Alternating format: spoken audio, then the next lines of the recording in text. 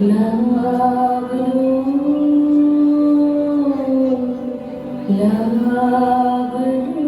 চোখে মধু কোনালো লাগলো চোখে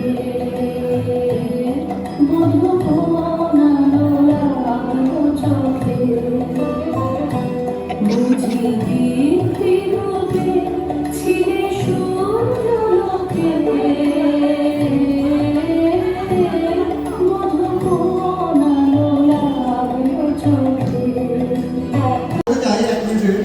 আমরা যারা রবীন্দ্রসঙ্গীত সম্মেলন পরিষদ করি, শিল্প সাহিত্য চর্চা করি, আমাদের হৃদয় যেন আকাশের মতো উদার হয়, মুক্ত হয়, আমরা যেন ধারণ করতে পারি কেবল সংস্কৃতি এবং রবীন্দ্রনাথ আমাদের মধ্যে যদি আবিষ্ট থাকে তাহলে সংস্কৃতি চর্চার কখনো বিকল্প মানুষকে কাছে টানার যে আকুতি সেই আকুতি রবীন্দ্রনাথ ধারণ করে।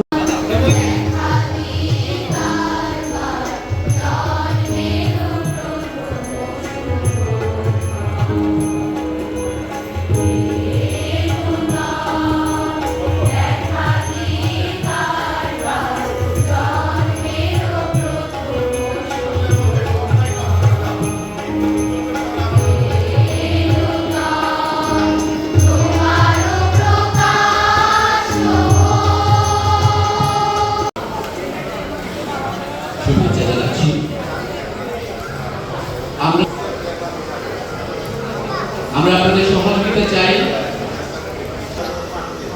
এই মহতী অনুষ্ঠান আমরা শুরু করতে যাচ্ছি। শোক প্রস্তাব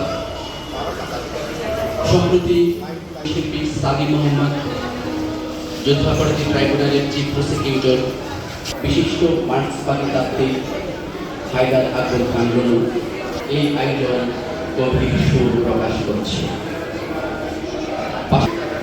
যে সকল সাংস্কৃতিক সহযোগিতা মৃত্যুবরণ করেছে আপনারা জানেন, জাতীয় রবীন্দ্রসঙ্গীত সম্মেলন পরিষদ ইতিমধ্যে রবীন্দ্রসঙ্গীতের যথাযথ চর্চার প্রসারণ পাশাপাশি জেলা পর্যায়ে কিশোর ও সাধারণ বিভাগে রবীন্দ্রনাথ ঠাকুরের ১৬৩তম জন্ম জয়ন্তী উদযাপন উপলক্ষে অনুষ্ঠান, যেখানে রবি ঠাকুরকে নিয়ে আলোচনা।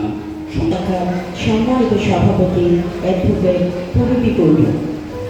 তবে আমরা প্রজেক্টের মাধ্যমে প্রধান অতিথির বক্তব্যটি সবাই সম্মান করার জন্য জাতীয় রবীন্দ্রসঙ্গীত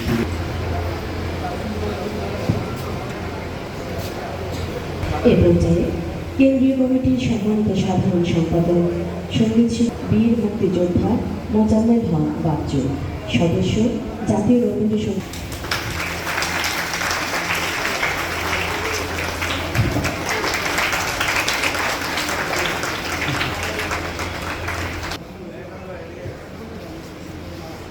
সবাইকে শুভ সন্ধ্যা। কবিগুরু রবীন্দ্রনাথ ঠাকুরের ১৬৩তম জন্মদিন উপলক্ষে শতকণ্ঠে দেশের বিশিষ্ট রবীন্দ্রসঙ্গীত শিল্পী সংগঠনের কেন্দ্রীয় কমিটির সাধারণ সম্পাদক, সংগঠনের উপদেষ্টা মণ্ডলী ও কার্যনির্বাহী কমিটি সংগঠনের বিভিন্ন রাজনৈতিক, সামাজিক ও সাংস্কৃতিক সংগঠনের নেতৃবৃন্দ, সাংবাদিক, এই আয়োজনের প্রধান শহীদ আমি উদিচি এবং প্রত্যাশা সহ বিভিন্ন সামাজিক সাংস্কৃতিক সংগঠনের প্রতি কৃতজ্ঞতা জ্ঞাপন করছি। তাদের সহযোগিতা আমাদের সংগঠনের কার্য নানাভাবে সহযোগিতা করা হয়।